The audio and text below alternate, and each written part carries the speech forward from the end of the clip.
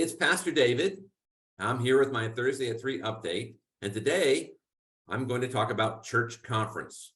We have a church conference coming up this Sunday at 5:30, and I want to cover what it is, who can participate, and what we're going to cover. What's the agenda? I want you to be informed and know what's happening. So take a look at this sheet that I put together to share with you. And basically what you'll see here at the top is that we're having a church conference. Church conference is the annual business meeting of the church. It's something we have every year in the fall. Every United Methodist Church does. It follows a set agenda. Church conference is different than a charge conference. You've probably heard both words. Charge is a conference or business meeting of the charge or the board of the church and perhaps retired pastors. In my 8 years here, we've had one charge conference, and everything else has been a church conference. What's a church conference? A church conference means that it's a business meeting where all the members can vote. Everyone is welcome. Anyone can attend a charge or a church conference. No one is excluded from attending. In the church conference, all members are eligible to vote, and we're having a church conference like almost every other time this Sunday, the 23rd, at Beamer Memorial United Methodist Church in Winter Haven at 5:30. Why Winter Haven? Well, we are a part of an area, or what we call district. We're organized into regions, and we're part of the East Central District of the United Methodist Church in the Florida Conference. We're very methodical on how we get organized. There are 80 some United Methodist churches in our district that range from Winter Haven to Claremont to Orange City to farther Oviedo, all the way down to South Orlando, Windermere. And so there's a lot of range in that area and a lot of ground to cover. And so what has been happening over the last several years is that district superintendents have tended to hold joint church conferences. That is to cluster churches together and have them meet together for their annual business meeting so that they, which they possibly can't do, cover 83 business meetings in a month or so of the district. And so Dr. Bob, whom we know and love, sent out a list of 4 or 5 dates and 4 or 5 locations that he would have church conferences available, that he would preside. The district superintendent presides over the meeting. And the one joint church conference in Orlando fell on a date that I was not available due to family reasons, and clergy are required to attend. It turned out the hurricane disrupted that as well, I believe. But so we chose the date that was possible for our leadership to attend, our board and our clergy, and that is Sunday. But it means we have to drive to Winter Haven. So it's a bit of a drive. And I'm sorry for that. We're going to carpool down. Our board is planning to go. Our clergy will be there. And you are welcome. We'd love to have you. I want you to know what we're going to cover. All right, all members can vote. So this agenda is set by the Book of Discipline, our guiding book that we follow as United Methodist for our annual business meeting. And the first is the nominations of our lay leadership. We have a nominations team. They nominate people there are 20 different ministry teams in our church, 20 different committees or boards or ministry teams. Over 100 lay people serve on those boards, those 20 different teams and committees and boards in our church. Some serve on 2, most serve on 1, but 105 different individuals, give or take 1 or 2, that have been nominated for the coming year. Now, because it's such a large number of boards and because it's a volunteer team of nominations, we tend to nominate all the chairs of the committees and all the members of a couple of core committees that are required by the discipline: the Board of Trustees, the Board of Finance, the Leadership Council, the Staff Parish Committee, the nominations team. We also nominate all the members of what would be boards in our church, like the Anua board or the preschool board.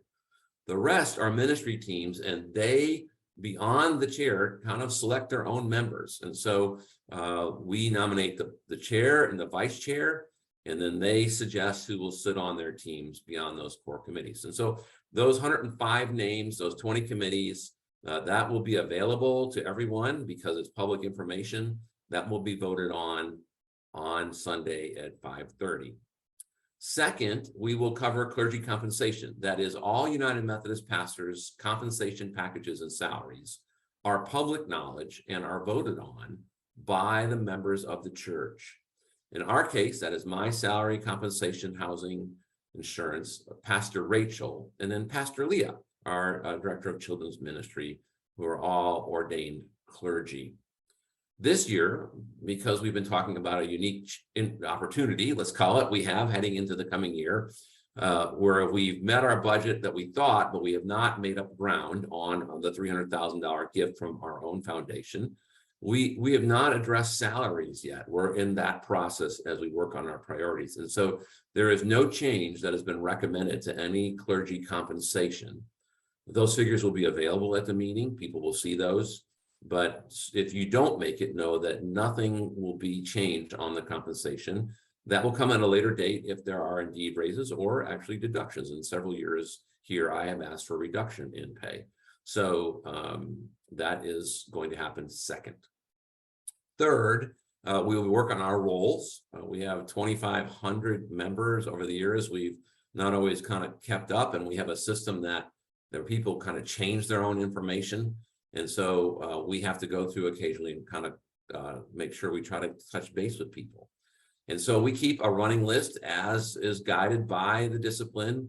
2 years is now, it's 2 years of lists of people that we've tried to contact that we cannot locate and are bringing forward to the church to see if they have any knowledge. And if not, then to inactivate their membership. It's a 2-year process. We put names down on the first year. We talk about it at church conference.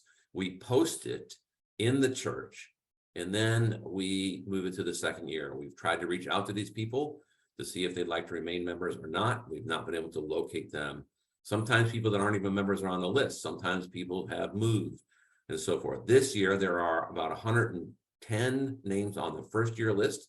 That gives us a year to review and continue to try to contact, and about 25 on year 2 that we will vote to inactivate their membership if anybody does not have any information. Again, this is a list of people we have been trying to contact. We would love not to inactivate them. If you have information about them, we would love to receive it. Fourth, is the recommendation for candidates for ordained ministry. We have folks that go into the process of being ordained. Ordination is simply the body's confirmation of that calling in that individual's life. It's kind of the collective witness and affirmation of what the inner call to ministry is. And we have one candidate this year who is beginning that process, which is Jared Tucker, our director of student ministries. He is interested and has begun to apply to be a candidate to grow into ordained ministry. It starts with being officially voted on by the local church as the people that see that person most and know them best. They vote whether they think there is a calling, and then they begin the process. And the process as a candidate allows them to receive resources for classes, to receive encouragement, instruction, support in the system. And so we're at the front end of that. And we will be voting on Sunday about Jared and his calling into ordained ministry. Finally, there's just a recognition and an approval of lay servant ministers. Lay servant ministers are those who have gone to extensive coursework to serve as leaders in our congregation, trained to take on a number of roles. We're very blessed to have Randy Nunley in our church, who has gone through all the coursework and has been a lay servant minister for many years. And we're going to recognize and continue to affirm that. That is the agenda for church conference in its entirety. That is what will be covered. And all that information will be available to those after the meeting that are not able to make the meeting. That's simply by calling the church office. So church conference Sunday at 5:30 is part of our process of being a lay-led or a shared ministry church where we have hired staff. We also have lay leaders that vote, and then we empower the members to have knowledge about these critical matters that you have the opportunity to come and vote on. Thank you for your interest in this, and thank you for your participation, and thank you for your prayers. If you're not able to make it in person, we would appreciate your prayers. good things are happening. There's great movement occurring. Folks are coming, new faces are visiting. We are seeing people participate in new ministries.